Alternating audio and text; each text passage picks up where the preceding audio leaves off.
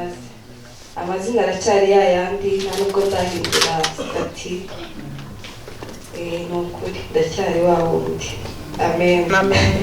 Ndashimira Imana ko impaye amahirwe yo guhagarara imbere yanyu. Haleluya. Amen. Ni umugisha ukomeye kandi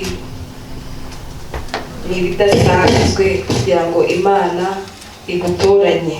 Haleluya. Amen. Twese uyu munsi yadutoranyije kugira ngo tube imbere yayo. Buriya ntabwo ari ubushake bwawe ko uri hano. It wasn't your choice to stand here. Amen. Amen. Nta nubwo ariko waraye wapanze ibintu byose. And it's not because you've planned everything. Nta nubwo ariko uhirimbana cyane ukunda Imana cyane. And neither because you work so hard and you love God so much. Ahubwo ni ubuntu bw'Imana yakugiriye. But it's a great opportunity and a chance that God has given you. Nuko yagukozeho. Because God has touched you. Nuko ariyo yakuraritse. Because the one who called you. Kugira ngo ube imbere yayo uyu munsi. So that you can go before Him today. Bisobanuye ko hari icyo yaguteguriye. So this means that God has prepared you something. Hallelujah. Amen. Ntabwo Imana yacu yakora amakosa. God can never do a mistake. Yo kugutumira. To choose and welcome you. Yo kukurarika. Inviting you wherever you are. Yo kukubyutsa uri muzima. Waking you up alive. No kugutera ishyaka ryo kuboneka mu nzu yayo. And even pushing you more forward to come in the house. Uze ari ukwicara gusa kureba abandi. And you may come and sit here and see others. Hallelujah. Amen. Ahubwo But then haba hari ikintu kidasanzwe. there is something that is not kiri special. That is very special. Gihebuje. That is so amazing. Gitandukanye. That is so different. Gishyashya. That is very new. Yaguteguriye. That God has prepared for you. Amen. Amen. Imana dushoboze kugira ngo May God enable us so that nkuko iba yabiteguye biri special. Since He prepares it in a special way. Natwe tubyakire biri special. And so we receive it in a special way. Amen. Amen. Kenshi hari igihe tuza twumva ari ibisanzwe. Mostly we come and feel it's like and something that is very near. Ukaba wanataha wumva ari ibisanzwe. And even go home you think something that is normal. Ariko nta kintu gisanzwe Imana ikora. There is nothing that is normal that God does. Hallelujah. Amen.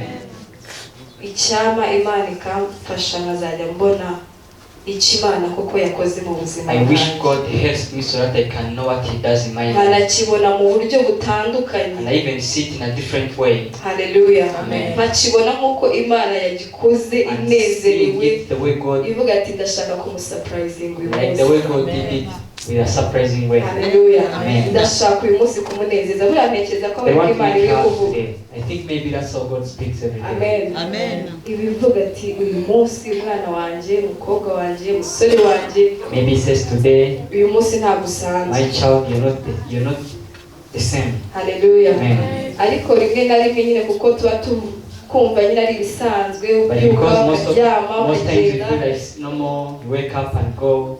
Byose ukabona nyine birasanzwe. You feel something that is normal.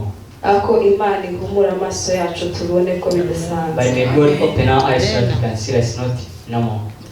Dushima Imana kubw'abashumba bacu. Thank God for our pastor. Kandi turabashimira ko kuba duhagaze. And we thank them because as we stand here, babifitemo uruhare. they have done a part in it. Hallelujah. Amen.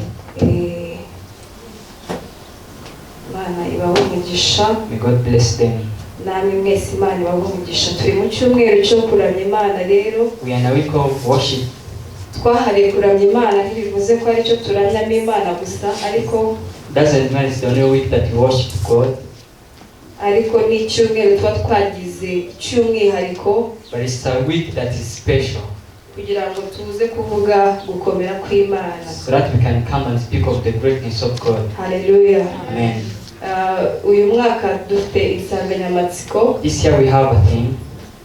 Ya church ariko natwe tugendera mu ya church. And as we also follow the church's theme, we have to put it in the line of worship. Hallelujah. Amen. Ijambo rivuga ngo Where it says, kuramya gutuma dutoha. a worship that makes us grow tukera imbuto. and bear more fruits. Hallelujah. Amen. Iryo jambo turisanga muri Ezekiel 36. We find it in Ezekiel 36, umurongo wa 8. verse 8. Yego. Ariko turaza kusoma nyuma.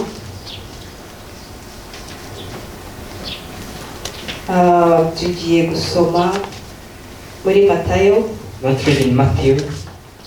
Bice 26 umurongo wa 6 hagire umfasha ansomere. Matayo 26 umurongo wa 6. Matthew 26 verse 6.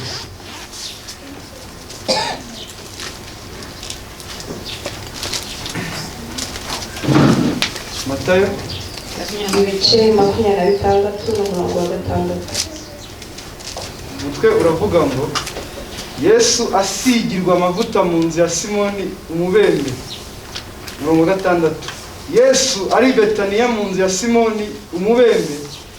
Umugore azaho ari afite umukondo w'amavuta meza ameze n'amadahano y'igiciro cyinshi cyane, ayamusuka ku mutwe yicaye arya. Abigishwa babibonye bararakara bati, aya mavuta apfiriye icyubusa, ko yajyaga kugurwa imiya nyinshi zigafasha abakene. Ariko Yesu abimenye arababaza ati, uyu mugore muramutera iki agahinda, kankoreye umurimo mwiza? Abakene muri kumwe nabo iteka, ariko abakene muri kumwe nabo iteka, ariko njyeweho ntituri kumwe iteka. Igitumye uyu mugore ansukaho aya mavuta ku mubiri ni ukuwutunganiriza guhambwa.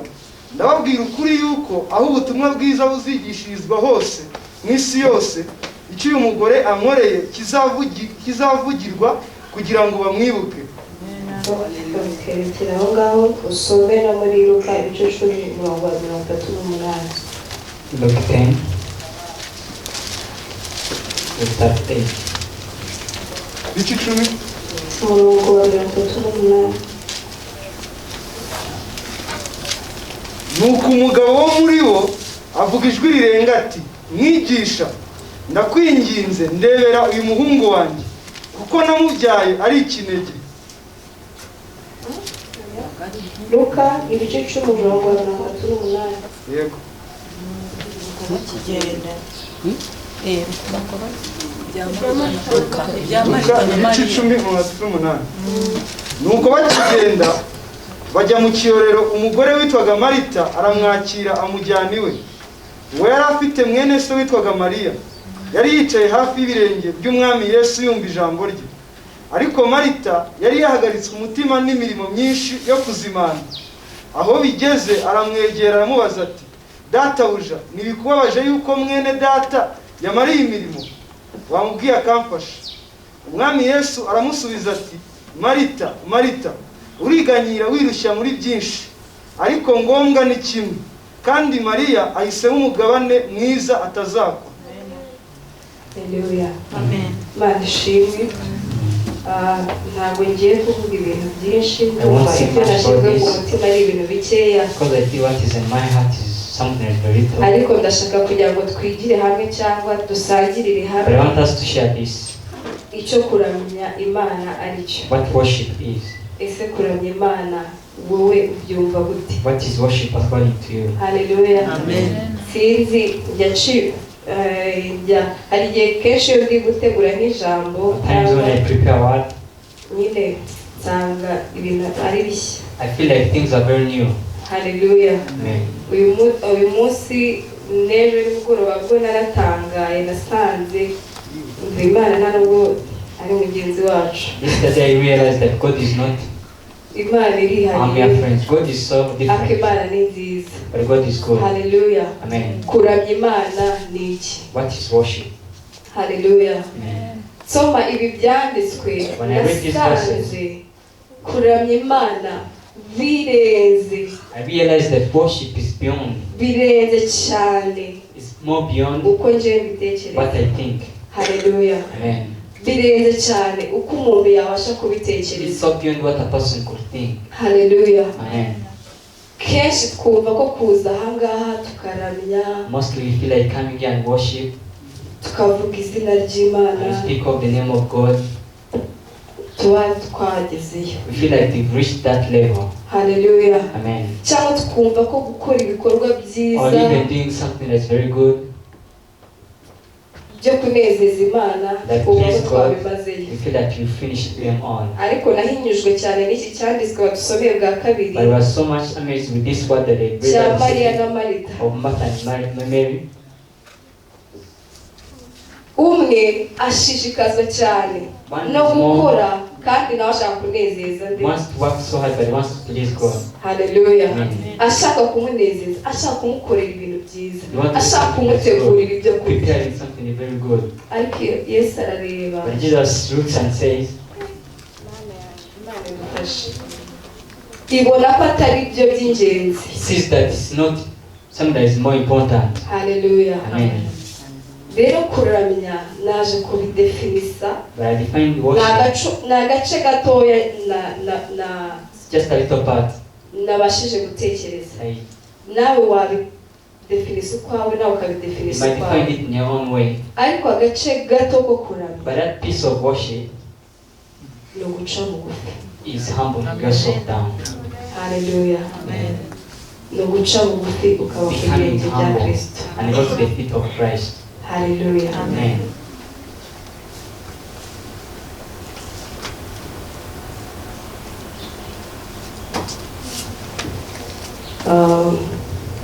Imana ifashe bashe kubivuga nk'uko ndi kubyumva, May God help kandi Imana us. idushoboze kugira ngo tugire ubwo bushobozi bwo kubasha kuramya Imana koko duciye bugufi. And may God help us so that we can learn how to worship while humbling our souls. Haleluya. Amen.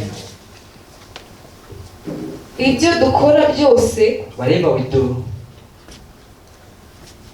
byiza, that is good, haleluya, Amen. Imana irabikundira nabyishimira. God loves them and He's happy about them. Ariko ikirenze kuri ibyo twakora, But what is beyond what we can do, Imana ishaka ko tuyiba hafi. God wants us to be near Him. Haleluya. Amen. Aho niho habera kuramya. That's where worship happens. Haleluya. Wakora ibyiza uri kure You ya can do very Kristo, many things good when you're far from Christ. wategura ugakora You might ibiryoshye, ugakora everything ibigize that is gute, sweet and whatever. ariko utamwegereye But while ntabwo you're far, bimunezeza. it doesn't make Him happy. Haleluya. Nasanze icyo Yesu akunda So I learned that what Jesus loves ari ukumwegera. is coming next to Him. Haleluya. Amen. Ni umubyeyi, He's a parent, ni inshuti. he's a friend. Umubyeyi akenshi aba ashaka kuba hafi Our y'umwana. parents most times want their kids to be near them. Inshuti iba yifuza guhorana And our friends n'inshuti. used to be with their friends the same. Haleluya. Amen. Ibyo wakora byose ushobora kumwohereza impano, ushobora Whatever you do, kumukorera you send byinshi, gifts, ariko you might send gifts and connection whatever. yanyu idahari, But if that connection between you is not there, ntabwo biba biryoshye. and then it's not sweet. Haleluya. Amen. Uzumve nawe, sibyo? Umuntu agukorera ibyiza ariko yibereye iyo, Imagine if that person does something good for you and ntabwo they byumva are far. neza. You don't feel it like you should. Oh. Ariko iyo hariho ubusabane, But when there is this relationship, iyo hariho uko guhuza, when there is this connection, wumva nta kintu umuntu yaguha, even though they don't do anything, uba wumva hari ubushuti, you hari feel ikindi this kintu. friendship and this something very big. Haleluya. Amen. Haleluya. Amen. Rero uyu munsi cyangwa iki cyumweru So today or this week, nongeye guhishurirwa I've realized ko dukeneye that we need kwegera Kristo to extend near cyane to Christ kurenza ibyo twamukorera. more than what we can do for Him. Uko niko kuramya. That's worship. Haleluya. Amen. Aho niho ubasha kumubwira. That's where you're able to speak. Haleluya. Amen. Aho niho ubasha. Ejo bundi hari abantu twatse kuganira, noneho nibuka umuntu yarize kudusharinga aratubwira ngo iyo uri mu muhanda hari igihe ubona nk'imodoka iri kuva nk'iriya kure. Is when I was with friends and we conversed, and whenever in the road, Iyo we see a ukabona car kava coming hariya, from far. When you see it from far, you see it as a very small thing. ariko ukwiza cyangwa But nawe the moment it uyegera, stands near to you, uza kubona ya modoka you irenze, realize that that car is very big. ukumva guhinda kwayo, You feel it's shaking. ukareba ubwiza You bwayo. see the beauty. N'Imana rero So God, uko uyegereye Whenever uko you stand mwegeranye near to Him, niko uyimenya. the more you know Him. Ese wabasha kuyiramya gute utayizi? Can you worship God without knowing Him? Wabasha kwisobanukirwa gute no kuyirata utayizi? Even speak more of Him without knowing Him. Hallelujah. Amen. Wabasha kumenya gukomera kwayo gute How do you know the utayegereye greatness without kukwereke extending gukomera to kwayo? Him so that He can show His greatness to you? Wabasha kumenya imbabazi zayo How n'urukundo can you rwayo know His mercy and love utayegereye ngo ibikwereke? minus getting closer to Him and He shows to you? Hallelujah. Amen. Hallelujah. Amen. Ndabasaba nanjye nisaba I request you as I do the same to my soul. niba dushaka kuramya Imana That if we want to worship God kudufasha kwera imbuto, and it can help us bear fruits, kuramya kuzana umusaruro mu buzima the bwacu, worship that brings a harvest in our lives, mureke twegere Kristo let us extend near to Christ kurenza ikindi kintu cyose more twakora, than we can do anything, kurenza ikindi twayikorera. more than we can do. Ijambo ry'Imana tubwira ngo ibyo dufite byose The ni word wowe of God, duhaye. whatever we have was given unto us with Him, from Him. Hari ijambo nasomye rivuga ngo There's Imana one that yishimira imbabazi ntabwo God yishimira ibitambo, is happy of the mercy, not the yishimira sacrifices imitima that we have. imenetse ntabwo yishimira That God ibitambo. wants these hearts of ours, not Hallelujah. the sacrifices that we make. Reka tugabanye kuzana ni nk'ikiguzi, Let us reduce the tugabanye greed in ibiguzi. something. Hallelujah. Let us not seek prices, Ahubwo twongere ubusabane bwacu but n'Imana, more at the relationship with God. twongere ubushuti bwacu Increase n'Imana. the friendship with God. Nituba inshuti yayo nta If kintu you izatwiba, become a friend with God, nta kintu izatwiba. He won't refuse to give anything to us. Hallelujah. Amen. Hallelujah. Amen. Hanyuma uyu mugore nawe araza azanye iby'agaciro. And so this lady brings precious things. Hallelujah. Amen. Hari ubwo umuntu ahishurirwa There is when you realize, kuramya Imana, you get the revelation about worshiping God. ariko abakwegereye bashobora kutabimenya. But when your friends or the neighbors don't know anything. Hallelujah. Amen. Uko turi aha ngaha twese hari ubwo tudahita dusobanukirwa kuramya icyo ari cyo, We may not get these revelations at the same time. cyangwa icyo uri gukora icyo ari cyo. What you're doing, what it means. Hallelujah. Amen. Ariko reka nkubwire, But let me kuramya tell Imana you, worshiping God ni ibyawe ku giti cyawe. is you personally. Hallelujah. Amen. Ntabwo Imana itureba mu kivunge, God doesn't look at us as in a big, huge crowd. kandi kuramya Imana ntibisaba experience. And worship doesn't need an experience. Uyu mugore ntabyo yari azi, This lady never knew anything about worship. yari umuntu uri hanze, She was this lady outside there. yari umuntu utakwizerwa, She wasn't this person that you could yari trust. umuntu utakwemerwa, She wasn't this person that you ariko can Imana accept. yirihariye. But God is so different. Ntabwo yemera nk'uko twebwe God twemera. doesn't accept Uba like uri you do. mwiza, uba uri Whether mubi, you're good or bad, iremera kuramya kwawe. God accepts your worship. Hallelujah. Amen.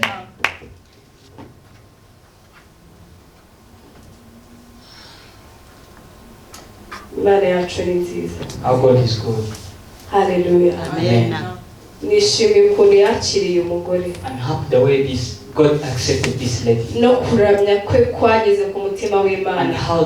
how worship will reach the heart of God. Nubwo abasaga nk'abafite experience Even those that with hard experience, babonaga bidasobanutse, we're seeing it as something that is not. babonaga ntacyo Say bivuze, that it wasn't something, it was nothing. ariko ka kantu ukorera But Imana that small thing that you do for God, kaba gasekeje abandi whether it's so bagaseka, fun and people are not laughing about it, kaba abandi bagatesheje agaciro, or people are just upfa misminding kugakora about it, but when hari they do it, connection ya. that connection with God. Hallelujah. Amen. Upfa kugakora If you just do it with the Why connection, yegereye, after extending it to utayiri God, kure. without being far. Hallelujah. Amen. Kuba uyiri hafi If you're byonyine, near Him just, iyo yonyine iranagusobanura. that thing itself God will explain Hallelujah. to you very well. Hallelujah. Uyu mugore ntabwo yisobanuye. This lady never had to explain Kristo about niwe herself. wasobanuye icyo Christ ari had to gukora explain icyo what ari she was cyo. doing. Hallelujah. Amen. Iga gusabana n'Imana. Learn how to be in a relationship with God. Hirimbana gukora akandi kantu. Try so hard to do something that's different. Abantu babyumva Whether batabyumva, people understand or not, wibyitaho. don't care. Wowe wite kuramya gusa. Just care about your worship. Amen. Amen. Wite kumunezeza. Care about pleasing God. niba koko ufite ikintu cy'agaciro, if you have this thing that's precious, nimba wumva ari bwo buryo uhawe, if you feel it's the way that you've been given or the path that you've been given, bikore. do it. Hallelujah. Amen. Ariko bikore umwegere. But do it boil next to him, extending ear to him. Hallelujah. Amen.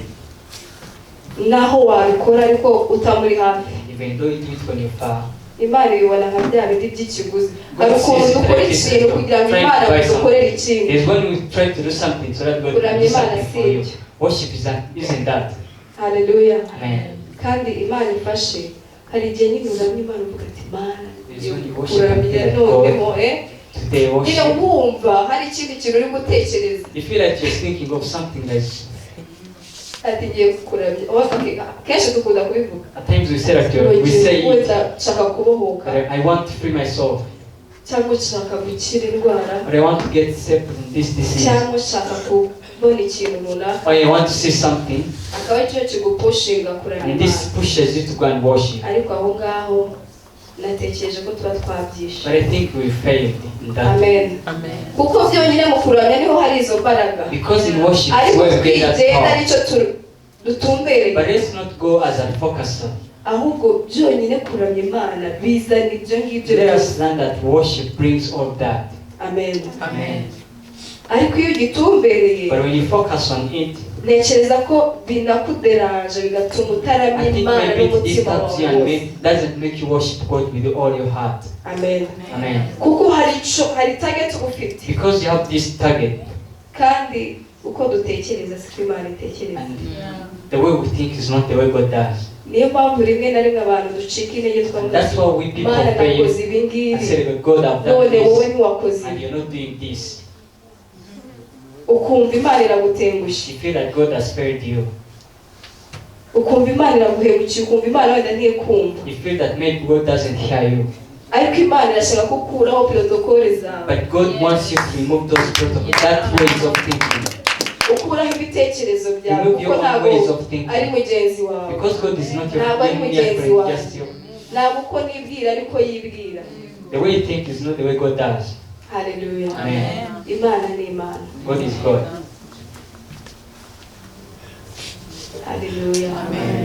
Imana idushoboze kugira ngo tuyibe hafi. May God enable us so you can be near to Him. Hari byinshi cyane twungukira mu kuyiba hafi. There are so many things that we get when we extend near to Hari God. mugenzi wacu wageze kwigisha mu minsi yashize akoresha ijambo ryiza ryo kuba ku birenge bya Yesu. There is a friend of ours that told us last week and said about being the feet of Christ. Aho ngaho umenya icyo Yesu ashaka. There you learn what Christ wants in your life. Amen. Amen. Mu kuyegera dukuramo inyungu nyinshi And cyane. extending to Him, we get more profits. Nubwo rimwe na rimwe bitugora, Even those at times they are very hard for us. ariko aha ngaha niho hari isoko But this is where the source y'ibyo twifuza mu of buzima all we need in bwacu. our lives. Amen. Amen. Hallelujah. Amen. Biratugora. It's so hard for us. Yego. Ni ukubera ko Satani niwe udashaka ko tugira ibyo bihe This is because Satan byo kuba hafi y'Imana. doesn't want us to have this moment of being near to God. Kubera ko arabizi Because he knows inyungu zirimo. the profits after being after Christ. Arabizi ko ariho tuzamenyera He knows that's birushijeho. where we get the knowledge more. Arabizi ko ariho tuzakurira kwa kubohoka no He gukira knows it's where we twifuza. be free and get healed. Arabizi ko ariho tuzasabanira nawe He knows it's birushijeho. where the relationship with God will be more. Amen. Amen. Aduca intege rero kugira ngo tudasabana So nawe, He weighs us down so that we cannot have this relationship with kugira God. ngo tutegerana And so nawe, that we don't extend near to God. tumwegere tumukuraho amabanga. When we extend near to God, we get more. Tumwegereye tumukuraho When we amakuru. extend not near to God, we get more news. Hallelujah. Amen. Ibyo abandi batazi wowe ukabimenya. And what people don't know, we get to know. Ibiba ku buzima bwawe Even ukabisobanukirwa. we realize what happens in our lives. Ariko Satani ntabwo ashaka ko tubimenya. But the devil doesn't want us Ashaka to. ko tugenda nk'abadafite He ubwenge. wants us to move like people don't have knowledge. Ashaka ko twiganyira He wants us to live nk'abadafite this life. umurengezi. We don't Ariko have a umurengezi savior. turamufite. But we have a savior in our lives. Ashaka ko duhora turira.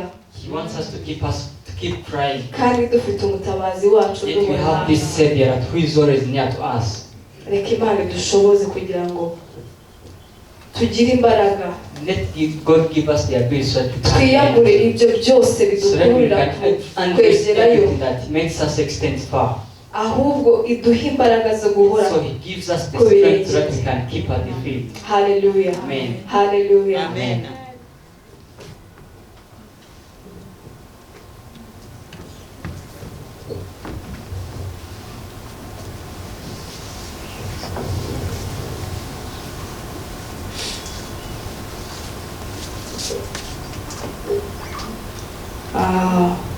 hari utuntu duke nanditse dukura mu kuramya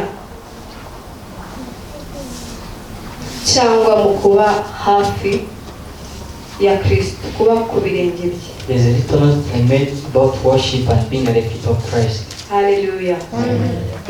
Uyu mugore wazanye aya mavuta kaza kamwikubita ku birenge akamusiga amavuta. This lady that brought the perfume and had to fall at the feet of Christ and smear them to him. Yari umugore utarunakijijwe. This wasn't a saved lady. Amen. Amen. Niyo mpamvu ukuntu twebwe abantu tubona nyine ibigaragarira aho ngaho. We people see what we just see near. Ariko Imana ireba umutima. But God sees the heart. Irebye umutima we rero, After God has seen her heart, bituma ahabwa imbabazi. made him forgive him. Hallelujah. Amen. Ku birenge bya Kristo At the feet of Christ, we get mercy. Hallelujah. Amen.